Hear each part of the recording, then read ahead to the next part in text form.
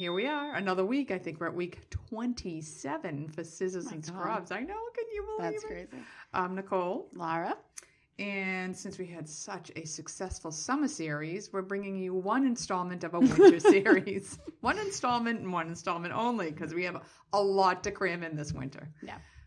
So we are going to cover snowing and ice accidents. Yes. We're not bringing to you Yetis and polar bears. Nobody's eating anybody in this episode, but we're going to give you the dangers of...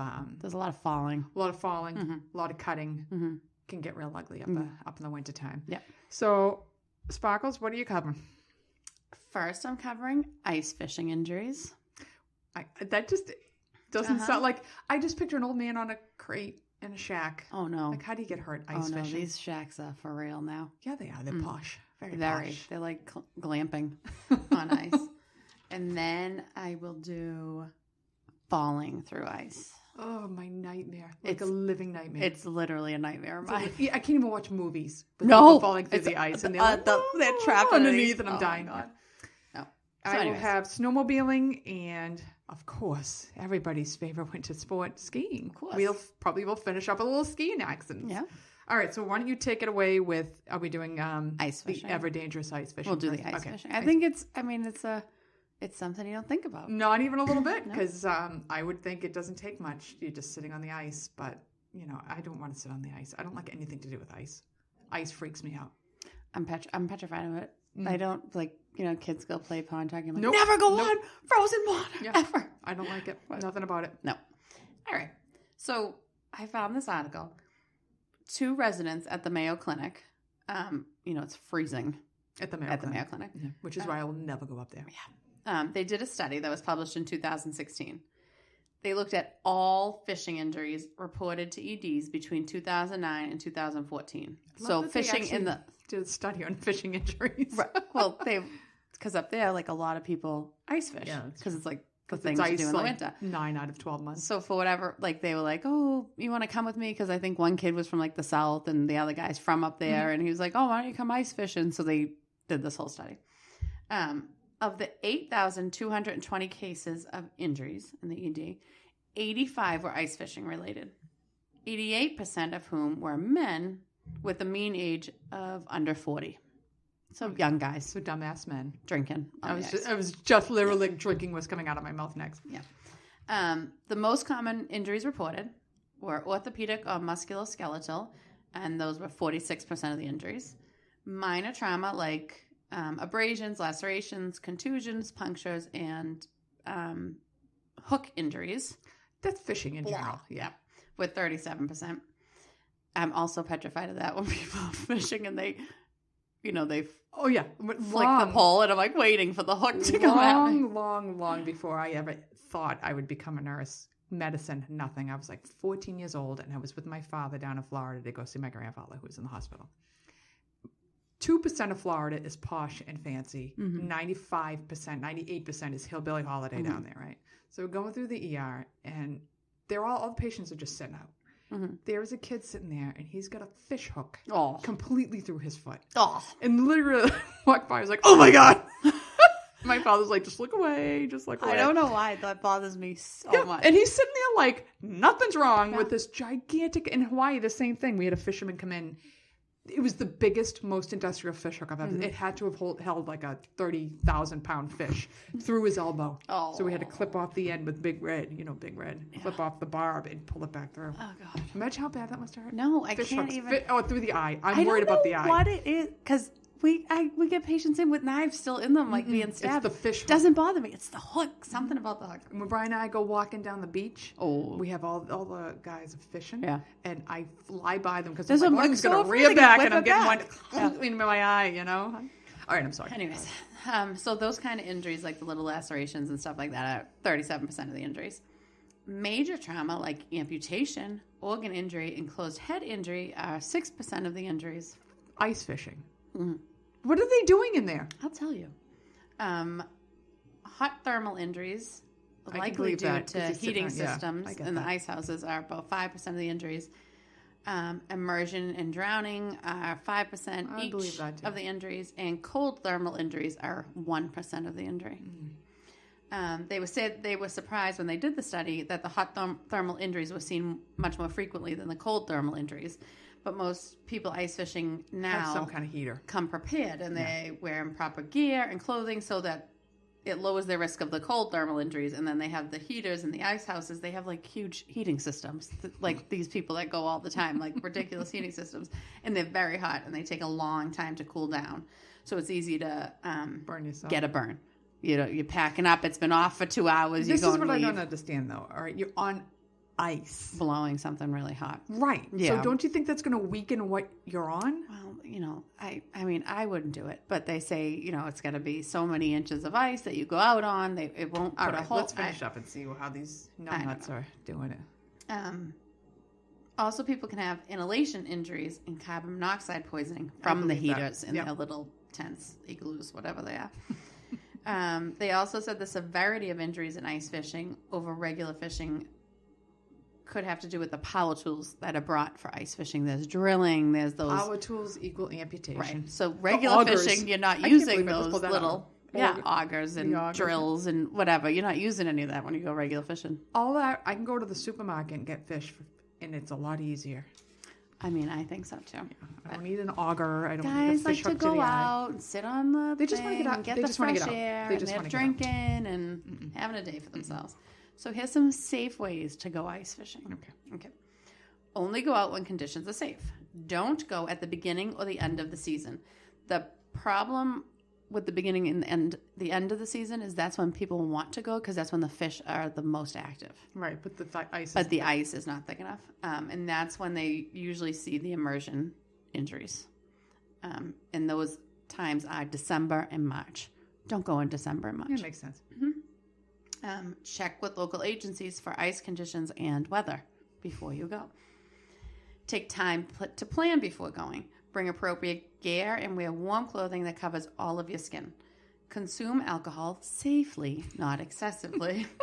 I think that's a universal kind of rule. Anytime I think that could apply to anything. Yeah. The sport requires good judgment to continually assess ice thickness and weather conditions so you can't be blitzed and thinking, oh, I know that this ice is. You got to be aware of your surroundings. Use the buddy system. Do not go alone and go with someone who is experienced. You can't be the only one out there. I shouldn't just be like, no, hey, me and let's you give it a shot. See how this is going to work out. For many reasons. Yeah, you and I would both hate it. We'd be excessively drunk because we hate it. We'd be stuck on the ice in a blizzard or something. Always tell a friend or family member where you are going, and use only ventilated ice fishing houses and quality heating devices. You don't want to die of carbon monoxide. You don't want to open a couple of Sterno cans and just put them out. No, that's not going to.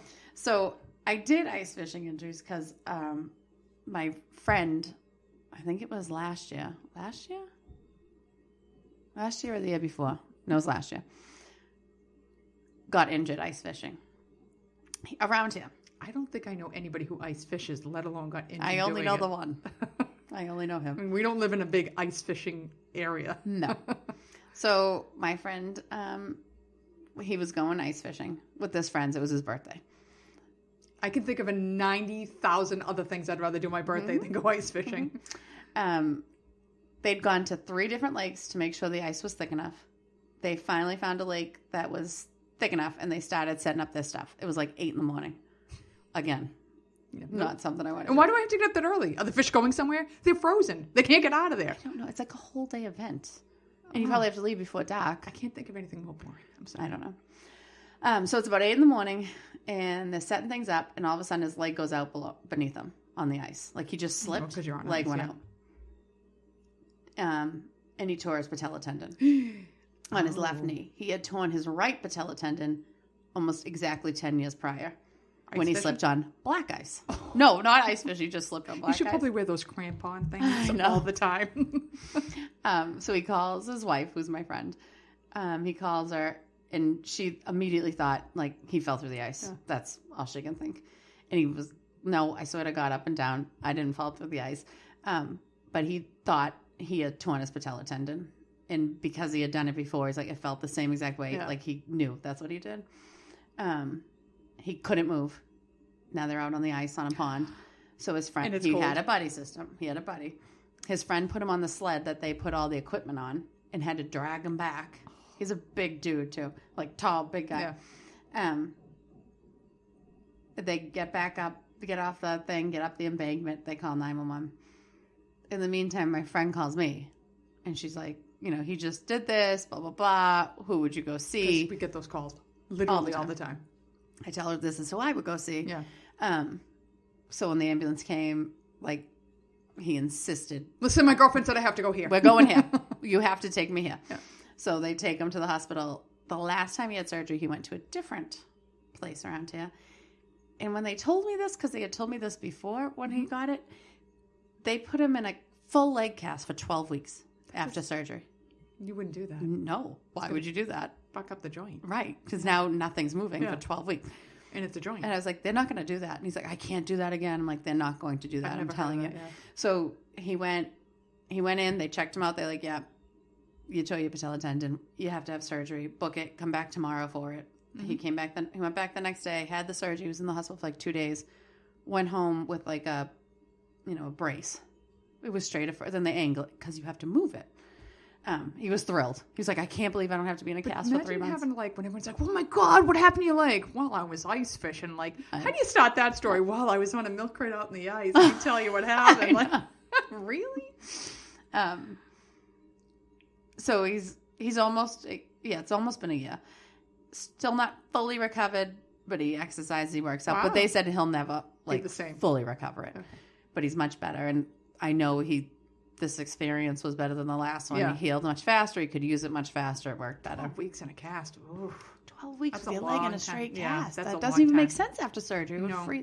So anyways, this time it went much better, but he fell twice on ice. So just be very careful on ice. I mean, we're going to go just on straight up ice. Forget it. I could have a million stories of people falling on ice. All right. So is that taking me to snowmobiling? Yeah. The motorcycles of the winter? Yes. Okay. And we all know how I love motorcycles. I love snowmobiling. I bet you do. They're the motorcycles of the winter. My mother used to let us snowmobile when we were little. Her boyfriend had a snowmobile, and we would go out on the snow. She would just across the lake. It would be a blast, and I get it because you're not on the road. My mother, who's afraid of everything. I think people think we're out in the woods. No big deal. The woods. Mm-hmm. That alone tells you why it's dangerous because you're in the woods, which is a lot of trees with no seatbelt. Yep. So when you hit a pocket, you're going to fly into a tree. Mm-hmm. So literally one of the articles was snowmobiles and motorcycles because they're exactly the same. Yep. Okay, so snowmobiling-related injuries are the most common cause of severe injuries sustained in winter sports and recreational activities, according to, quote, BC British Columbia Injuries Research and Prevention Unit. Snowmobiles often weigh up to and over 600 pounds, and they can travel up to 120 kilometers, which sounds really fast, but when you go to those kilometers, you half it, so it's like 60 miles an hour. Mm-hmm. Still fast. It's still fast, but Americans, I like my miles per hour. Don't give me this kilometer shit. I know. When we went to Nova Scotia, it took me forever to realize, oh my God, that's how. Oh no, it's not that fast. Half of that. I can't go 100. It's kilometers. I mean, geez. Okay, so anyway, each year more than 200 North Americans die, and 14,000 are injured in snowmobile accidents. Male snowmobilers outnumber women 2-1 and are more likely to sustain a catastrophic injury. Because they're wild. Yes, because they're daredevils and they think nothing in the world is going to hurt them. Mm-hmm. Okay. It occurs primarily in ages of 21 to 30, and 40% of the injuries are catastrophic. 68% of accidents occur during hours of suboptimal light. So they're snowmobiling at dusk. I don't think anybody's getting up at the crack of dawn to go snowmobiling, but they are doing it at night or at dusk. Mm-hmm. And 52% of the accidents, the speed is the cause. Mm-hmm. So there is a case of Caleb Moore. He was a professional snowmobiler and quad freestyle motocross rider. I'm assuming a quad is like a four-wheeler ATV. Yeah. So they had these X Games, which I think when I get into skiing, we'll talk about it more, but these X Games just ramp up the danger of these sports 1,000 times more. But have you ever watched them? They're awesome, but think of how many times they failed before they landed. I know. And how break many everything, break your people face, break your... think they're going to be able to do it too because they make it look so easy, and now they're killing themselves. I know. So he's on his snowmobile and he's trying to do a backflip with the snowmobile. So this is an extreme case. Most people aren't doing backflips on their snowmobile. The skis of the snowmobile caught. Oh my God! I'm like, I don't even want to hear it. Go ahead. And the snowmobile lands on top of him. He walks away from this accident. Okay. What? So initially he walks away, and they're like, "Look, you really should get evaluated. We need to take you." So he goes to Aspen Valley Hospital for concussion because that's what they're worried about at first. And the doctors do CAT scans and they see bleeding around his heart. So he's airlifted to Grand Junction, Colorado. On the way to Grand Junction, he goes into cardiac arrest because of the blood around his heart. Because of the cardiac arrest, there's a lack of O2, and by the time he gets to the hospital, he has an anoxic encephalopathy, which anoxic means you got no oxygen to your brain. Encephalopathy is your skull has, your brain has swollen because of it. And he dies from it. So it's like he almost could have. Yeah, made it. Because the thing too is most of these winter sports, you are very far from medical attention. Had he been at a hospital that was close that had cardiac, they could have done a pericardial window, gotten the blood out, but because he's so far away, it's ridiculous. So then you have Tri Martin of Poland, Maine. He was killed in a snowmobile accident. He was only 17. He was thrown from the snowmobile after missing a turn. The same week, a 54-year-old woman from Attleboro was thrown and hit tree, and the only thing that saved her was a helmet. The week before her, a Peabody woman loses control of her snowmobile, hits a ditch, and was thrown. When you look up snowmobile injuries, so I have it right here, it's the 2017-2018 fatal snowmobile accidents. November 2007, 23-year-old male dies after he was thrown from his snowmobile. December 2017, thrown from his snowmobile. Alcohol involved. The first one, alcohol was involved. In January of 2018, a 8-year-old boy is hit by a snowmobile. Oof. Alcohol was involved. 39-year-old male dies from his injuries after he was thrown from the snowmobile. Alcohol involved. 52-year-old male in February of 2018 dies from his injuries after being thrown from the snowmobile. Alcohol was involved. In March of 2018, 49-year-old man dies after being thrown from his snowmobile. This one, no alcohol. And a 28-year-old man thrown from his snowmobile, and that one had no alcohol. But my point was, they're all thrown. There's no safety. No. Just like a motorcycle. And the thing, at least on a motorcycle, most of the roads are paved. They're safe. You can be on the highway. You can be doing 65. You're not going to hit a ditch. You're not going to hit ice. You're not going to go through the ice. And if you're thrown, you're going 60 miles an hour, but maybe if you're in leather and your helmet, you're not going to hit a tree usually. You're almost guaranteed to hit something, a rock, a tree, something that's going to kill you. So safety tips for snowmobiles. Actually, before I give you the safety tips, I have a girlfriend who had a family member who was riding a snowmobile. And this is another thing that they don't talk about with snowmobiles, because I've heard it with snowmobiles, I've heard it with ATVs. When they ride on other people's property a lot, and the people's whose property it is don't like it. So somebody had strung like a tripwire. Yes, but at neck level. What is wrong with people? I mean, I get it, but come on. So it killed him, and you can imagine how it killed him because he went 60 miles an hour into that. Oh, Jesus! And I've heard that. Awful. Yes, I've heard that with ATVs. It's a horrible, horrible, sick thing to go, and the person who does that should be tried. Like, if you don't want them on your property, put a fence up. Put something up. Yeah. Don't do something so malicious and sick them. As that. You know you're going to kill somebody. Or There's no way you're not going to kill them. Right. I'm sorry. There's just no way. Right. You're going to kill them at that kind of speed. Yeah. Okay. So the OPRHP Snowmobile Unit recommends the following to help ensure a safe, enjoyable, and ethical snowmobiling experience for everyone. So all riders, not only youth, should complete a snowmobile safety course. They should use caution while traveling across frozen waterways. Just like ice fishing, check your local ice conditions. Wear a flotation device and a self-rescue pack, because many of snowmobiles go through the ice. What was it? Like a couple, was that last year or the year before? Like a few went through Winnipesaukee. Yeah. I could only imagine how many snowmobiles are at the bottom of these lakes. Oh, yeah. Use a buddy system. Never ride alone. This is almost like every sport, every time. Yeah. Don't do it alone.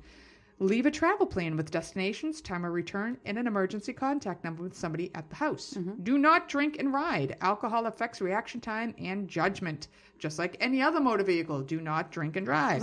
It's like a boat. Like people don't equate Anything. that with I'm drinking and driving. Like they and don't I get equate. these are all it. recreational, and most times drinking when you're doing something fun, but you really need, like when you're driving a vehicle of any sort, you cannot be drinking. No. Slow down. High speed operation leaves little room for mistakes and increases stopping distance. Always wear a helmet, just like motorcycles. Always wear a helmet.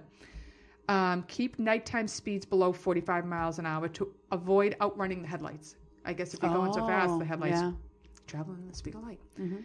When riding in groups, always maintain a safe following distance of at least 3 seconds. Kind of don't tailgate. And respect private property. The majority of snowmobile trails in the system are on private property. Snowmobile clubs invest significant time and effort to set up arrangements with landowners each year. Riding outside the marked trails on private property is trespassing and may cause landowners to close their properties to trails. So basically what I was saying, but you don't know how they're going to close it. They can do something stupid like a string. And also, the groomed trail surface is maintained by volunteers with the goal of making sure there is no hazards while you're riding. Right. So that is my motorcycles of the winter. You know how I feel. Jack goes up with his friend to Cranmore. You know, they have the house up there. So every winter, and some winters they go snowmobiling. If the dad is up there, they'll go snowmobiling. And this is the woman that doesn't let any food in the house because of bears, right? Yes. Okay. So she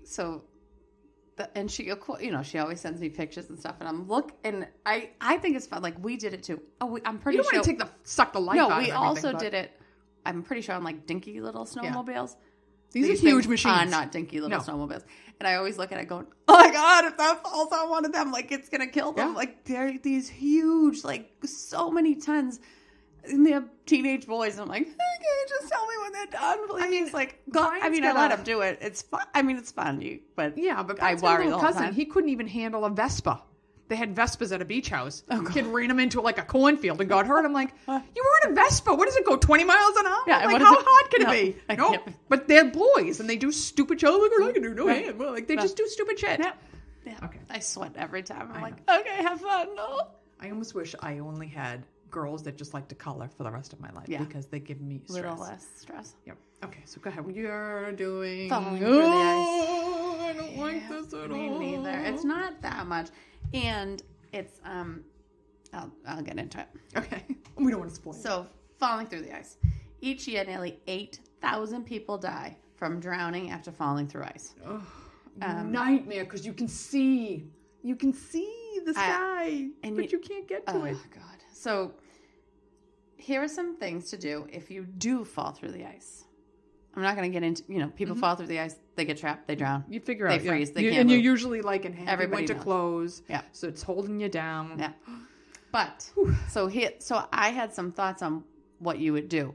It wasn't all right. So here are some things. First, choose carefully. Never go onto ice less than 3 inches thick. Never skate on it, never walk on it. But how do you know it's 3 inches thick? They usually do tests like at the edge of them. Okay.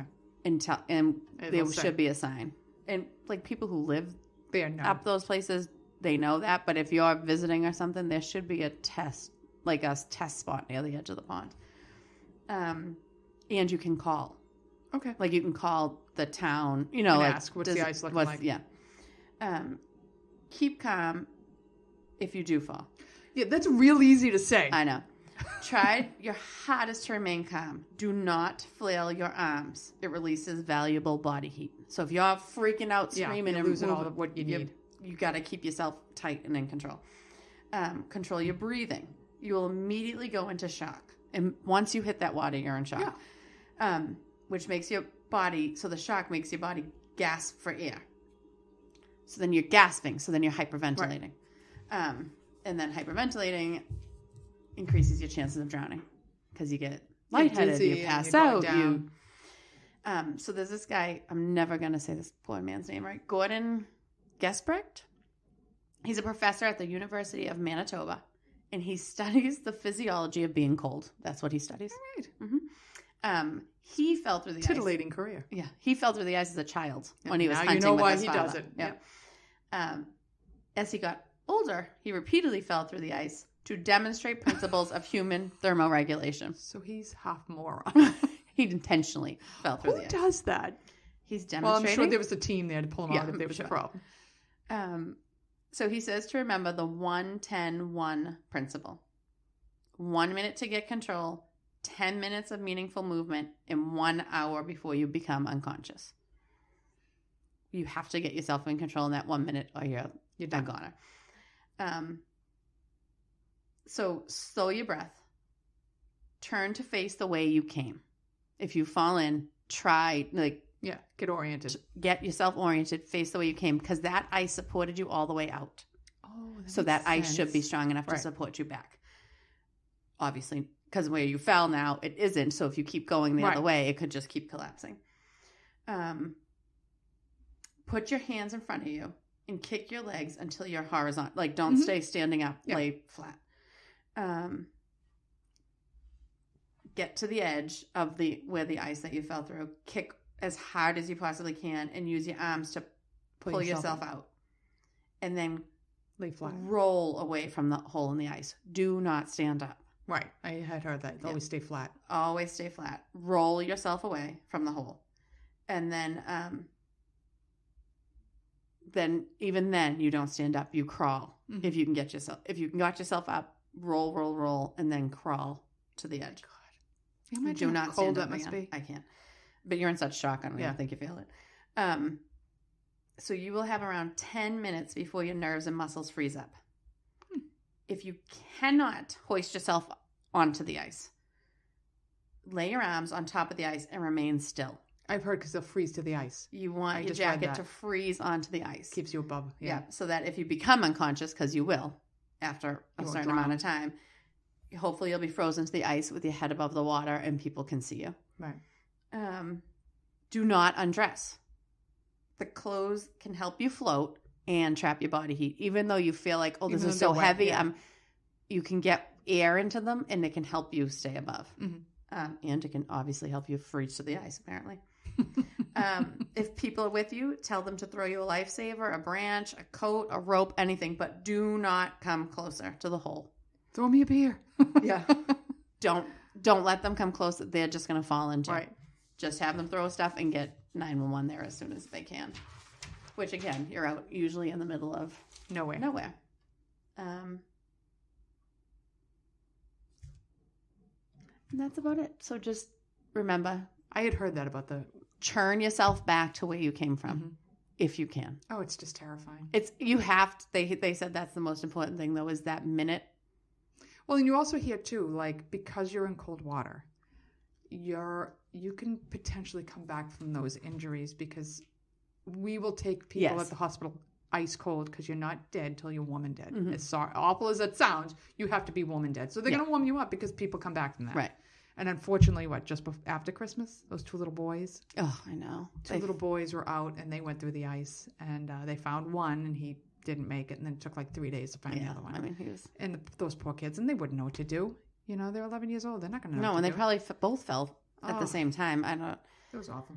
Yeah, they're terrible, terrible things. But you can, if you're frozen, you can make it. Come back from it. But it happens every year. All the time. You watch the news every winter, kids going through the ice. Especially moving water.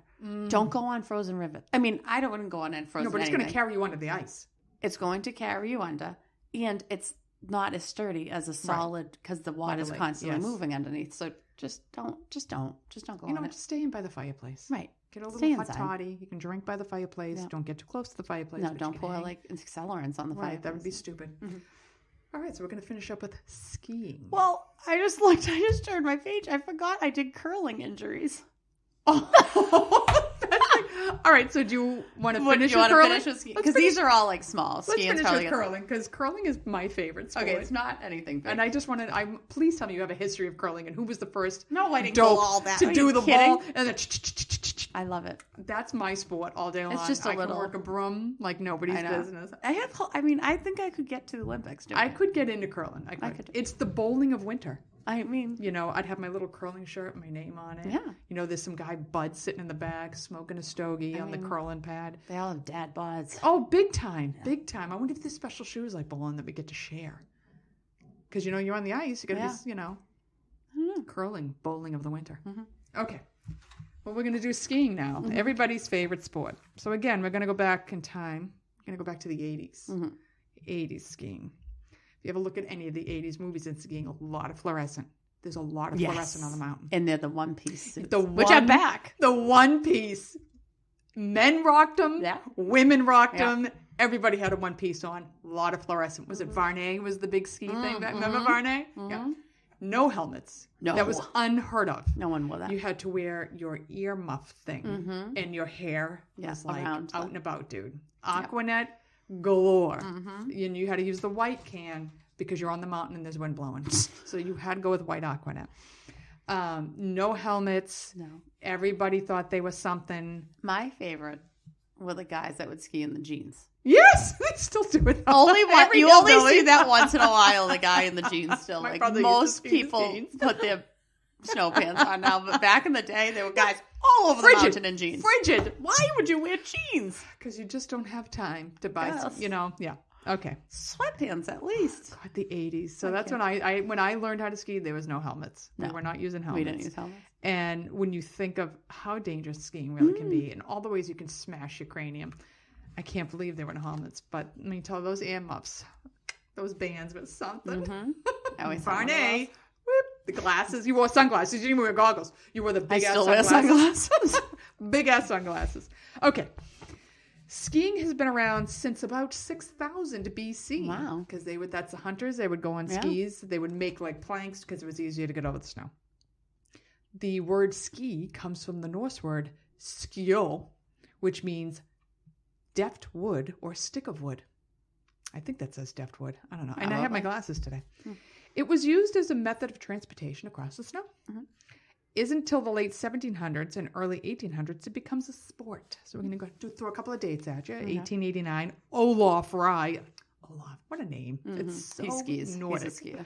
Oh yeah, he has to be like the man who developed skiing. He is the first known ski jumper. Oh. In 1809. Wow. Oh, he's dangerous. 1843, first public skiing competition in Tromsø, Norway. 1863, first female ski jumper. Probably Olaf's wife. I'm wondering where the hell he's been all night. In 1872, the oldest ski club is formed in Berlin, New Hampshire, by a Norwegian immigrant, and it's called the Nansen Ski Club, which is still in existence today. 1905, you have the foundation of the U.S. Ski Association. 1922, a guy named Arnold, because I can't pronounce his last name, creates modern slalom competitive skiing. In 1924 is the first Winter Olympics. 1936, the first chairlift is seen at Sun Valley, Idaho. 1936, the Winter Olympics adds downhill skiing as a sport. And in the 50s, women's skiing is seen in the Olympics. So, since people have strapped boards to their feet, there have been injuries and death. Injuries like knee injuries, your ACL and your MCL. So your ACL and your MCL hold your knee together. They keep it in spot. So you can see why those get torn up all the time. The knee injuries can require surgery and months of rehab. Some skiers can never return to the slope after a bad ACL injury. So you make sure your bindings and your skis are constantly checked regularly and done. And now my husband, the newest skier to the family, he's only been skiing about 4 years. He's Mr. Bindings, waxing. He's got like a ski shop down the basement. Oh, yeah. He's like, he's sharpening the edges. He's waxing those bad boys up. He's really a little too into it. Yeah. So some suggest wearing knee braces could help. So then you can get skier's thumb. And it's not from picking your nose. It's the ulnar collateral ligament stretches to the extreme. And this happens when you are falling holding your poles. Because most of the times you're like a dope and I don't know why. You have your thumbs out. You don't release the poles. Your thumb catches. Boom. I hate poles. I know. I don't know what I do with them. No one does anything with them except for they hang out. They get caught. I just ski. People who race use them like correctly. I use them to get to the ski lift when I can't. That's what everybody uses. I use them to like roll myself to the ski lift, but I'm not using them downhill. I don't know who I think I am, you know. But I'm holding on to them. They're usually out sideways. I don't know what I'm doing. So who gets those ulnar injuries? I don't know what I'm doing with them. Brain injuries. We're not shocked by that one. Nope. Spinal injuries. So as a kid, I had to be very young because this is one of the first like non-animated movies I remember. You wonder why I'm fucked in the head, okay? There was the movie called The Other Side of the Mountain, and I remember seeing this as a kid and it terrifying me. Mm-hmm. It is the story of Jill Kinmont Booth. She's in 1955, on January 31st, 1955, she is on the cover of Sports Illustrated because at 18, she had won the National Women's Slalom and she's expected to go to the 1956 Winter Olympics in Italy. Before this magazine even hits the stands, she is at a competition in, I believe, Utah, and she slides off an icy bump in the slalom in Alta, Utah, and she's left paralyzed from the next down. She becomes a quad. Jesus Christ.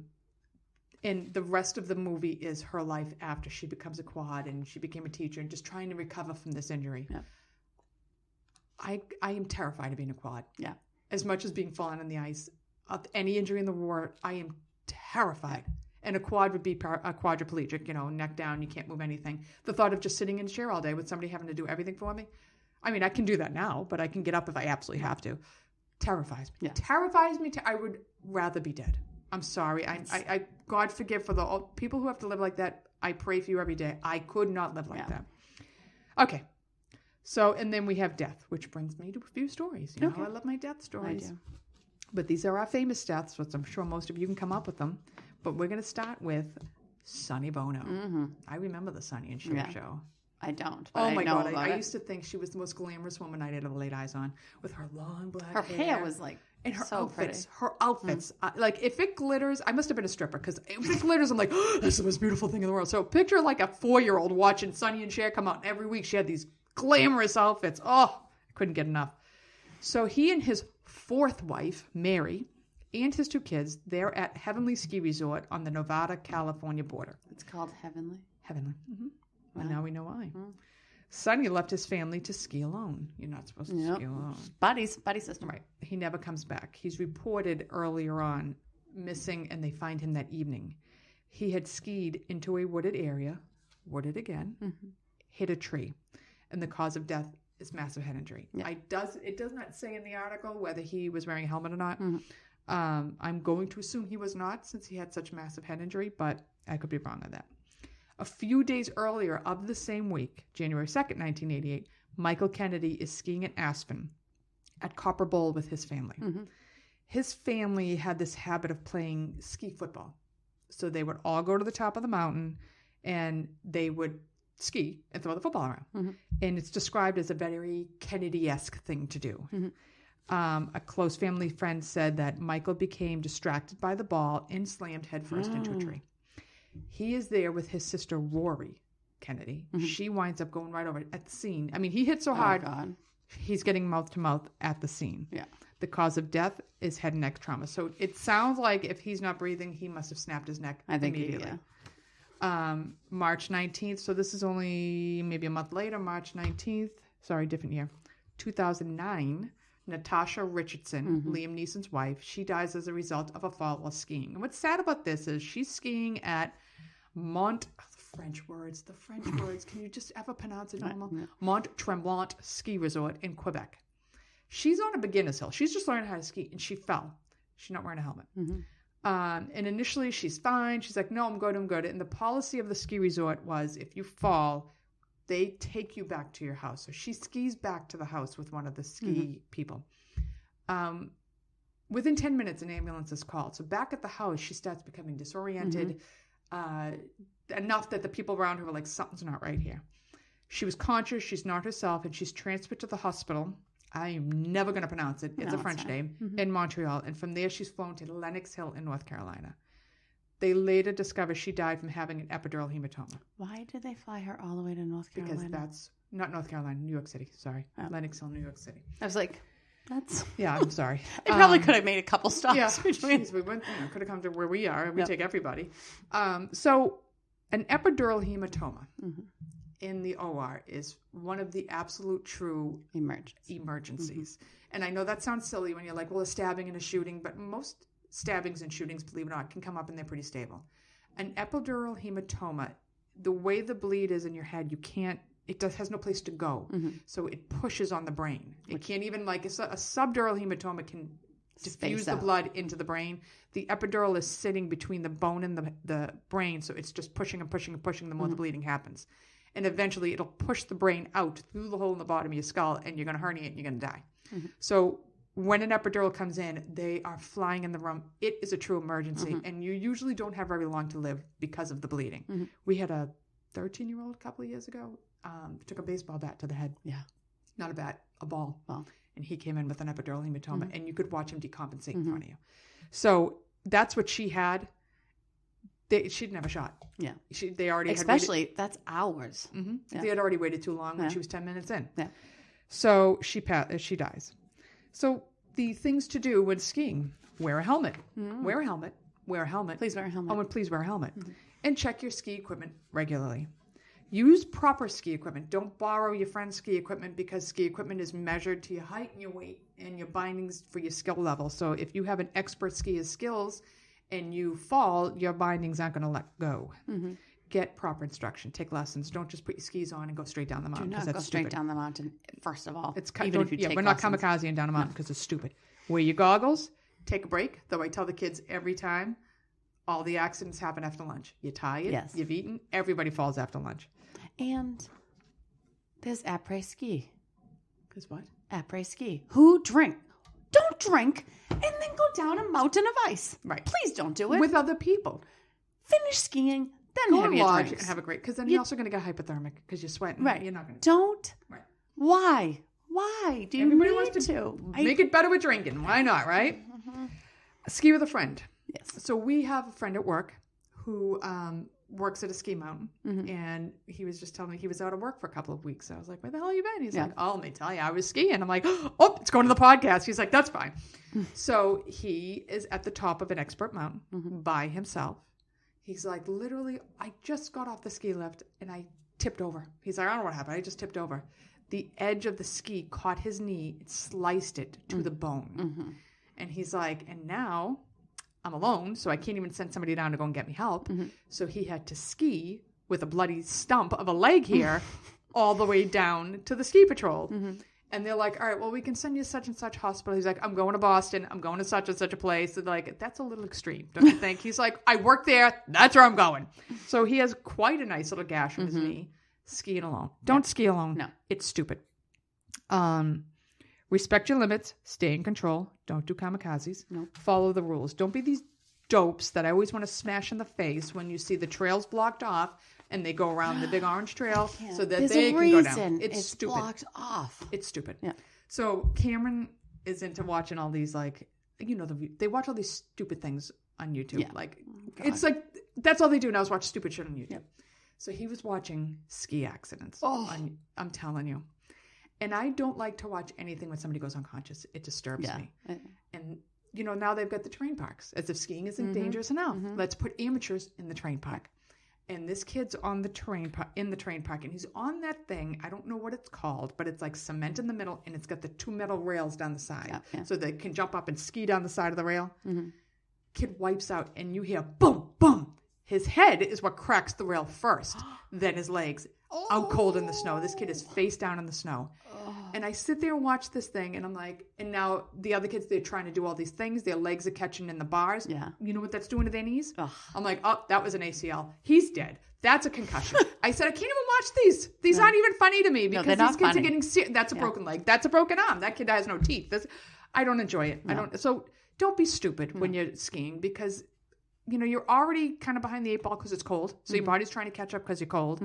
If you know your limits, don't try to show off because you're with the friends, because there's a girl in a really cute Varney ski suit. Right, no. I mean, take it easy. All right. Well, we're going to lead into my favorite sport ever. Curling. I don't know why. I don't even Because remember curling doing in this. itself, it's just funny. It's such a bizarre sport. So I'm in charge one night, and it was during the Olympics. Yeah. And you'll watch anything that's competitive. And I love sports, so I have it on. You know, there was nothing going on, so I'm watching. I have the Olympics on. And it's curling, and the U.S. is in it for the gold medal. Now, I mean, hey. I don't care what it is. If the U.S. is in it for the gold gold medal. is in it for the gold medal. We're on it. I'm going. I got my T-shirt, curling rules. I got my flags, my foam finger. I'm ready to roll. The Olympics are my favorite 2 weeks of every other year. I love the Olympics. So boring. I'm sorry. I think this is so boring. Oh God, Dad, what do I do? I'm like a nut. I'm like, guys, this downhill slalom, one ski, one arm. God, this is on. We have to share. Daddy's skiing the K2 with his one ski. I am like a nut. Could kill us.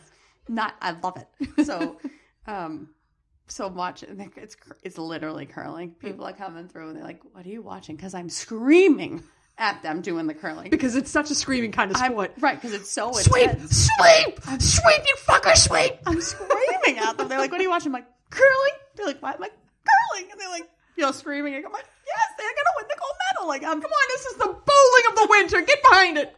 I'm losing my mind. I love it. So anyways, I literally don't even remember doing this. I don't know when I did this. On ATIPT.com, there was an article called "Curling: A Stone's Throw Away from Injury." Come on! I swear to God. Come on. What do they beat each other up with the stick handles? Like, come on. Did somebody get rolled over by the stone because they're not fast enough? You could definitely slip and get a concussion. That's definite. They were on their knees. There's that. No, they're not. The guy it's a lunge. Oh, it's a lunge. Excuse me. Yeah. Nicole, watch. Okay, well, you're still not in a standing position when you're on a lunge. You probably throw a knee out too. Oh my God, I would. And then they sweep in. I'd break a hammy in a lunge. Oh, yeah. Are you kidding me? So they must have great asses. All those lunging. They're definitely dad bods. Oh. Definitely dad bods. Bowling of the winter. Go ahead. So the article states that although curling is less of an adrenaline rush for spectators, I'd say than other Olympic games, it is quite complicated. Awake. I mean, I always have the adrenaline rush. I think you could find an adrenaline rush in golf. Like you love sports. I do. I don't even like golf, and I will. I know. I will chair on a Paula. PGA. I know. 3.5% of player. Spit it out. 3.5% of players are injured per year. It's so boring. You were falling asleep while you were reading. Okay. A whopping 3.5 are injured. They are at risk from musculoskeletal injuries, especially of the knees, shoulders, hips, and back. Those deep lunges. The back. I get it. Time. I mean, it blow back out in a second. Knees can have muscle strains from not warming up properly and then putting the knee into deep flexion. I would love to see the training camp for curling. Like what their pre-game warm-up is. I think I might start. That or speed walking. Listen. I think I have an in the Olympics. If you are a curler and you are locally in the Boston area, for the love of God, invite us to your curling team, please, because I would love to see the pre-warm-up. I just want to watch. I also do want to just try to throw the stone. Can I sweep for you? Yes. Okay. Shoulders can have tendonitis from the 40-pound stone. It's 40 pounds, that stone. And the vigorous pushing of the broom. Hip flexors. He has some vigorous broom sweeping there. You have to. He is a gold winner. You got to get around and into the... That's what I yell at my kids. Get in the corners. Get that macaroni out of the corners. Hip flexors can be pulled for the extension of the hip while throwing the stone. That deep lunge again. Mm-hmm. That deep lunge will kill you every time. I mean, maybe I should just do... it would be quite a butt workout. It would be. Yeah. Backs can be strained from not keeping the back straight when lunging and throwing the stone. Mm-hmm. You're supposed to keep it in line. And you're not throwing it, you're pushing it. Yes. Let's be clear here. When this isn't like the Highland Games where we're throwing logs. You're pushing the 40-pound stone that's already on the ice. Yes. Okay. To prevent injuries, strengthen your core. Stretch each muscle group for 30 seconds, 3 times each. Strengthen shoulder muscles and stretch before and after your curling event. I will make sure to do that. Mm-hmm. Many moons ago in my drinking days, I was 21, 22. Mm-hmm. I'm at Clark's in Boston, which I don't even think exists anymore. I don't think so. Clark's. This guy comes up to me and he's talking to me. I'm like, so what do you do for a living? He's like, I'm a professional bowler. I'm like, no, really? He's like, no, really, I'm a professional bowler. I'm like, dude, I don't have time for this shit. He's like, he's getting mad now. He's like, I am a professional bowler. I'm like, oh, do you have your own health insurance too? Like, do you have your own union, Professional Bowlers of the United States? He's like, yeah. He finally walked away from me. So could you imagine somebody coming up to you and saying, well, what do you do? I'm a curler. I'm a professional curler. The Olympics. But have you ever met one? No. All right. What would you do if you were out, you're at a bar, and a guy comes up to you. He's got the sexiest dad bod you've ever seen. And he's like, and you're like, oh, what are you doing? He's like, I curl. I'm a professional curler. I sweep. I'm the sweeper. I'm a cleanup sweeper. I am a vigorous sweeper. What do you think of that? Like, are you going to go for him, or are you going to go for the hot-ass hockey player who's got like 4 teeth? I'm not into the hockey players. Men on ice. Never. Yum. Yum. I'm not into them. All right. Basketball. Okay. Into them or not? Ice hockey player, curler. Hockey, curler. You'd have to go Who's hockey. on the hotter level? Yeah. Okay. Hockey. I'm just saying. But I would probably want to go to the curling. I would. place. I mean, because I've never met one in my life, and I don't think they I'd exist. be really interested. I think these are fake people they put out there. I think it's a fake sport. I love it. I know. I love it. When is the next Winter Olympics? The Summer Olympics this year, so 2 more years. 2022. I wind up literally turning the TV on. I'm like, God damn, are they still on? What's it been, 4 months? They've been hot. I'm like, can you record this? Because I have to watch that event when I get home. I do like the gymnastics. I think that's my favorite to watch. Swimming, I lose my mind. Track, lose my mind. I like to look at the swimmers, the males. Yeah. Their bodies are crazy. I think of any athlete, swimmers have the best bodies in the world. I swam. Yeah, but you're a girl. I don't look at you. No. But what I'm saying is, you swam with the boys. There would be some boys, like, they'd come through and all the mothers would be in the stands, like, for the meets. They'd be like, oh, hi, boys. I'm like, I can't believe they're doing that now. I'm thinking, I'm going to be the mother. Don't you want to swim? Please tell me you want to go take care of me. I have a pool. Can you bring your friends over? I have my friends over. I'm going to be sitting there at the pool. I'm going to have one of those Winstons that's 80 feet long with my girlfriends. I'm in the big Varney glasses. I'm like, hi, boys. Want to take a dip in the pool? All my girlfriends are like, you can take that shirt off anytime you want. Well, let me take that for you. Do you need some lotion? I'll hold it. Do you need sunscreen? Oh my God, I'm going to be a dirty old lady. I am a dirty old lady. I don't know what I'm talking about. I walk by a young kid and he smells good. I'm like, he might be legal. I'll just follow him around for a little bit. I'm married. I love my husband. Not going anywhere. She also doesn't follow young boys. No, I don't, but I love the smell of them. Yeah. I went to see 1917. So good. Did you like it? I liked it. I thought it was like a little unbelievable. Like, those kids would have been dead long before they ever got to where they were going. Well, it's like Saving Private Ryan. Yeah, it was exactly like. But I thought they did a great job depicting how young these kids were. So, I'm so stupid. The end of the movie, right? There was a reason I was telling you this, and I don't. Oh, because somebody in the back row smelled like it was either Polo or Aramis. And I had, of course, because I'm doing the stupid cleanse, I had to pee 80 times during the movie. And every time I'm like, 1989. He's 1980. I couldn't see him, but he was 1989 right there. So anyway, so it gets to the end of the movie and I'm sobbing. And Brian's like, it's not that sad. I'm like, no, but it is. All these men were dying for no reason. Like, they just threw them at the guns and they just mowed them down. I'm bawling my eyes out. He's like, you got to get a hold of yourself. We got to get out of here. You got to drive home. I'm like, I'm crying. I'm like, and this is why I don't go watch war movies. When we're going in, I'm like, give me some napkins. He hands me like 3. I said, it's a war movie. He's like, all right, here. And he hands me like 20. I'm like, come on. You have to bring your own little tissue I need like a toilet paper roll if I go to a war movie. Yeah. Okay. So does that conclude our winter? I didn't find any more surprise write-ups. So. All right. I do like the curling surprise, though. That was a good one. I liked it. I was surprised. All right. Here's my plea again. Please review us. We have one review that came in recently. Ooh. A new one. I liked it. I think what we're going to do is we're going to start reading these reviews. If they come in, we will read your reviews. I don't know who you are because I get all these code names from the review. But we can just say the code name. We'll say the code name. Mm-hmm. And we'll read your reviews as they come in. Help us out. We love it. Mm-hmm. And the anniversary episode's coming up. We have a couple of stories that some people have sent in. If you'd like to be part of that episode, send us in a good story. It could be about absolutely anything. And questions you have that we could answer. Anything. Mm-hmm. Enjoy your winter sports. Please be careful. Wear a helmet. Don't drink. That was not scripted. We just literally said it at the same time. Please be careful. Please be careful. Mm-hmm. Please be careful. Please. Enjoy. Bye.